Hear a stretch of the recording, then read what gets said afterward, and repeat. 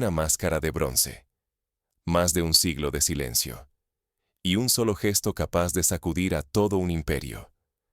Durante más de 100 años, esa pequeña máscara de bronce estuvo encerrada tras un cristal en París. Robada, rebautizada, casi borrada del recuerdo. Pero bajo esa aparente calma, se escondía una herida abierta, lista para reventar. La historia de la máscara no es solo la de un objeto saqueado, sino la de un pueblo cuyo pasado fue arrancado y silenciado generación tras generación. ¿Qué ocurre cuando un país, harto de mendigar justicia, decide tomar el control de su destino? El presidente Ibrahim Traoré de Burkina Faso no pidió permiso, actuó. Su gesto no solo hizo temblar el silencio francés, sino que electrizó a todo el continente africano. De pronto, un acto simbólico se transformó en un grito de independencia y dignidad nacional. El regreso de la máscara no fue un simple trámite. Ese pequeño objeto, erosionado por el tiempo, desató una tormenta diplomática. Francia, atónita y herida, vio tambalearse su influencia, mientras África celebraba una victoria que iba mucho más allá de una reliquia restituida. Aquí está en juego mucho más que una pieza de museo. Se trata del derecho a recuperar la memoria, a reescribir la historia y a reconquistar la dignidad nacional. Perder este momento habría significado aceptar una narrativa impuesta. Recuperarlo es decidir quién cuenta la historia y cómo se cuenta. Pero, ¿cómo puede una simple máscara provocar semejante terremoto? Para entenderlo, hay que regresar al origen de esta herida y al profundo simbolismo que encierra su retorno. Para entender la magnitud de este gesto, debemos viajar atrás en el tiempo, hasta el instante en que la máscara fue arrancada de su tierra. Solo así podremos comprender por qué su regreso es mucho más que una simple restitución. No era solo metal. Era la voz de un dolor antiguo, el eco de memorias arrancadas y heridas que nunca sanaron. La máscara de bronce volvió a Burkina Faso tras más de un siglo en el exilio. Su valor no estaba en el material, sino en lo que representaba. Esta pieza, robada durante una brutal campaña militar francesa, había sido símbolo de la realeza Mossi. Linaje, poder y el corazón de una identidad colectiva. Durante más de 100 años, Francia exhibió miles de objetos africanos en sus museos. Los redujo a curiosidades, escondiendo bajo vitrinas brillantes su origen sangriento. Jamás se mencionaba el saqueo ni la violencia. El robo de la máscara fue solo uno entre incontables expolios coloniales, pero este objeto tenía un peso singular. Era una herida abierta y un recuerdo vivo. Para comprender cómo se produjo este saqueo, basta con mirar la historia europea en África. En el siglo XIX, las potencias europeas se repartieron el continente como si fuera un tablero de ajedrez, en la famosa Conferencia de Berlín de 1884. Allí, sin la presencia de ningún líder africano, se trazaron fronteras arbitrarias y se decidió el destino de millones de personas, como si sus vidas y culturas fueran meros peones en una partida de poder. La historia de la máscara recuerda a otro episodio célebre: el expolio de los bronces de Benín. En 1897, las tropas británicas saquearon el Palacio de Benín, llevándose miles de esculturas y objetos sagrados. Durante décadas, Gran Bretaña se negó a devolverlos, alegando que estaban mejor protegidos en sus museos. No fue hasta el siglo XXI que comenzaron a regresar a su lugar de origen, tras intensas campañas de activistas y gobiernos africanos. Las naciones africanas han exigido durante décadas la devolución de su patrimonio. Europa, y sobre todo Francia, respondieron con gestos mínimos, indiferencia o arrogancia. Presentaron cada devolución como un acto de generosidad, minimizando el reclamo africano. Pero para Burkina Faso, cada objeto robado es una humillación histórica, una negación de la dignidad nacional y del derecho a narrar su propia historia. La devolución de la máscara fue presentada por Francia como un símbolo de reconciliación. Bajo el discurso diplomático, persistían tensiones profundas. Para Francia, era una concesión controlada. Para Burkina Faso, una restitución obligada, lograda tras años de presión y resistencia. El gesto no borraba el pasado, ni sanaba todas las heridas. No es casualidad que el regreso de la máscara coincidiera con un periodo de gran efervescencia en la juventud africana. Las redes sociales africanas han sido escenario de campañas como Bow Bring Back Our Art, donde jóvenes desde Nigeria hasta Sudáfrica comparten imágenes y reclaman la devolución de su herencia.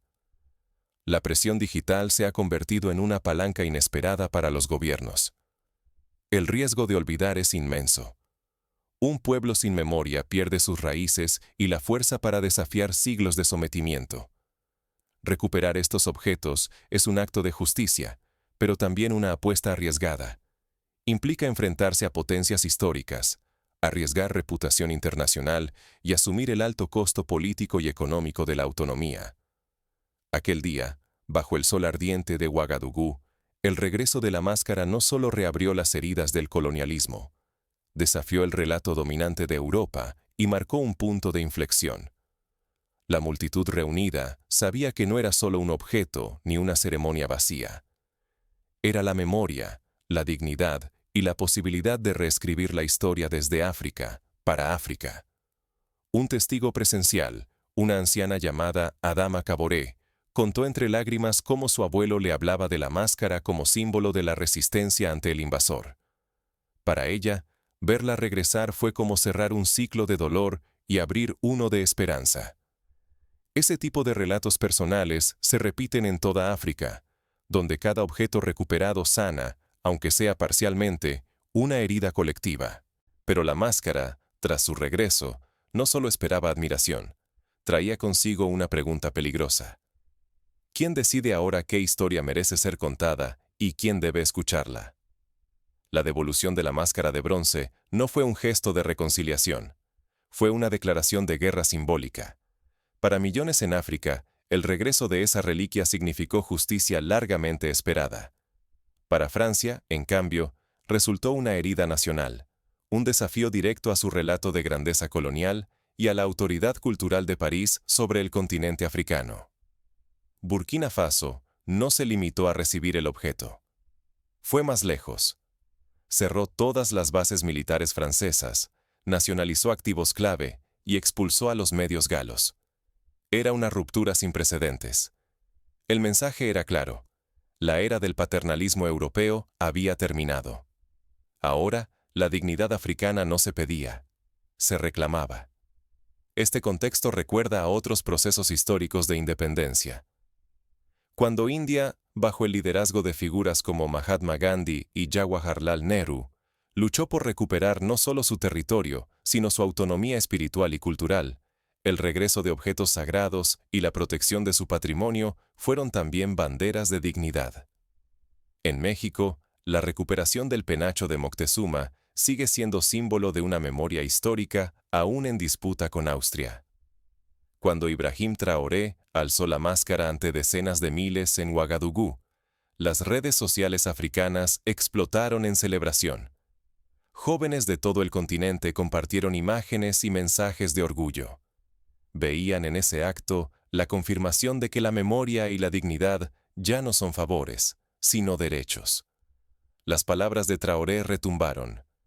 Esto no es caridad, es justicia, y la justicia no se negocia. En París, el silencio oficial ocultaba una incomodidad creciente. Emmanuel Macron intentó presentar la devolución como un gesto de diplomacia cultural, una señal de buena voluntad y renovación de la amistad franco-africana. Pero la narrativa francesa quedó rápidamente desbordada. La prensa gala habló de humillación y rendición. Los diplomáticos europeos advirtieron de un precedente peligroso para el futuro de sus museos y sus intereses en África. La restitución de la máscara marcó un antes y un después. No solo redefinió la relación entre Burkina Faso y Francia, sino que impulsó a otros países africanos a exigir la devolución de sus tesoros saqueados. Los analistas alertaban. Recuperar la memoria puede tener un alto costo. Sanciones económicas, suspensión de ayudas y amenazas de aislamiento diplomático se volvieron reales. Sin embargo, desde Ouagadougou insistían. Pagar el precio de la sumisión sería aún más caro. En 1972, Grecia inició una campaña internacional para recuperar los mármoles de Elgin, llevados por Lord Elgin al Museo Británico en el siglo XIX. Medio siglo después, la lucha sigue. Cada país que desafía a una potencia por su memoria enfrenta resistencia y, a menudo, represalias económicas y diplomáticas. Pero el ejemplo burkinés demuestra que el sacrificio puede motivar a toda una generación. De pronto, la memoria dejó de ser un asunto de vitrinas y se convirtió en el epicentro de una batalla por el futuro. Las calles africanas celebraban el regreso de la máscara, mientras en las cancillerías europeas crecían la alarma y la incertidumbre. El dominio simbólico de Europa se tambaleaba. Sin embargo, la euforia africana no tardó en encontrar la respuesta de una potencia herida. La reacción de Francia fue inmediata y contundente. París no estaba dispuesta a dejar que el desafío quedara impune. Una simple máscara desencadenó un terremoto. Francia vio evaporarse su influencia, mientras África alzaba la voz y recuperaba dignidad en el escenario global. La reacción francesa fue inmediata. París impuso represalias, suspensión total de ayudas financieras, obstáculos comerciales y restricciones severas de visados para ciudadanos burkineses. La frontera entre diplomacia y sanción se volvió más difusa que nunca. En discursos ardientes, funcionarios franceses defendieron estas medidas invocando una supuesta incapacidad africana para proteger el patrimonio. Lejos de reconciliar, ese argumento avivó la indignación en Burkina Faso y en todo el continente. La arrogancia colonial, que muchos creían enterrada, regresó a escena. Sin embargo, Burkina Faso no cedió. Tomó la iniciativa y lanzó la Iniciativa Panafricana de la Memoria. Museos nacionales comenzaron a enlazarse, formando nuevas redes de intercambio cultural y planteando una pregunta clave. ¿Quién puede decidir qué es patrimonio universal? Inspirados por el ejemplo burkinés, otros países africanos presentaron sus propias demandas de restitución. Desde Nigeria hasta Benín se escuchó un mismo clamor: justicia histórica. En los museos europeos, el pánico creció. Si la ola continuaba, miles de obras valoradas en muchos miles de millones de euros podrían irse para siempre de Occidente. La disputa superó el arte. Se transformó en una batalla frontal por la memoria, el poder y la redefinición del vínculo poscolonial. Cada gesto, cada declaración, cada objeto recuperado sumó tensión a una conversación global sobre justicia, legado y el derecho de cada pueblo a escribir su historia. El riesgo es inmenso. Si África triunfa, redefine su lugar en el mundo, recupera protagonismo y respeto. Si Francia cede, su legado imperial se desvanece ante los ojos del planeta. Pero si nadie cede, la fractura podría volverse irreversible, con consecuencias imprevisibles para la política, la economía y la cultura del mundo. El caso de la máscara burkinesa se estudia ya en universidades de todo el mundo, junto a otros ejemplos como la devolución de los tótems Kwakwaka'wakw a Canadá por museos británicos, o la reciente restitución de piezas precolombinas a Perú y México por coleccionistas privados en Estados Unidos y Europa.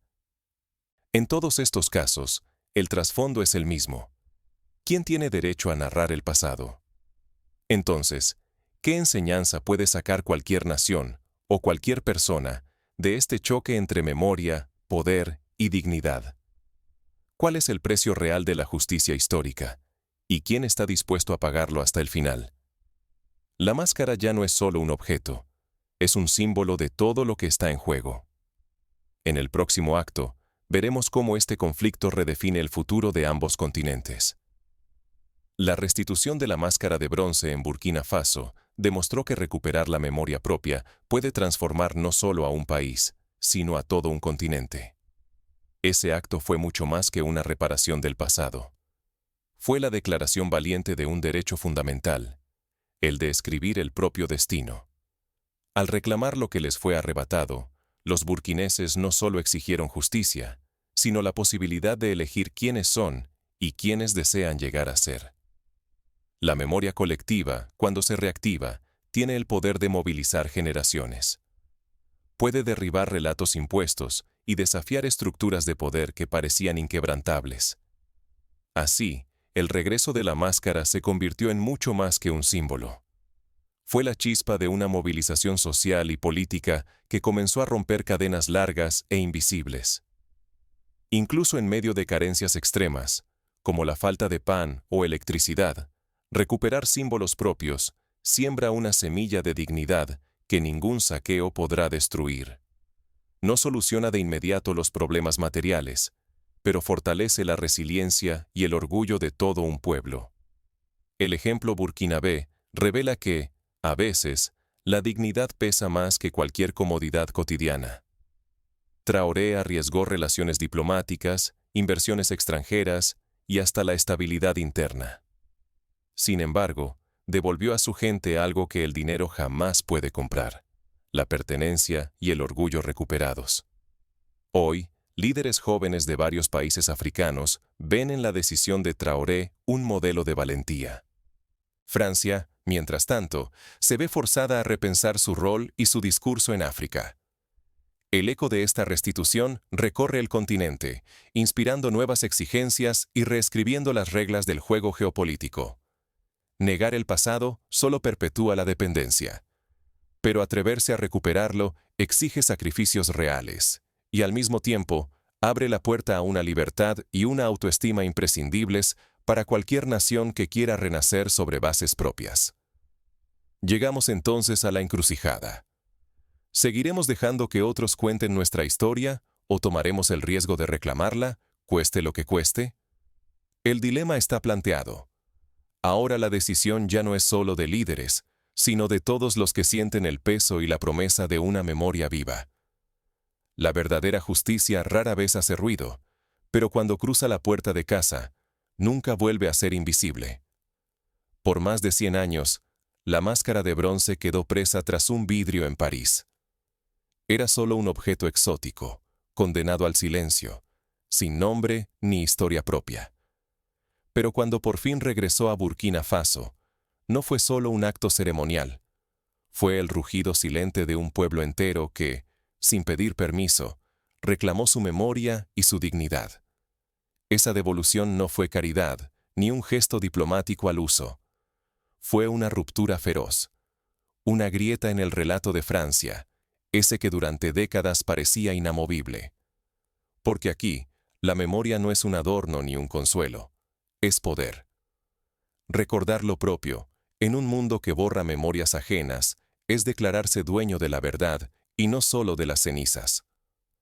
Para Francia, el regreso de la máscara fue una humillación envuelta en generosidad. Para Burkina Faso, fue justicia, simple y compleja a la vez.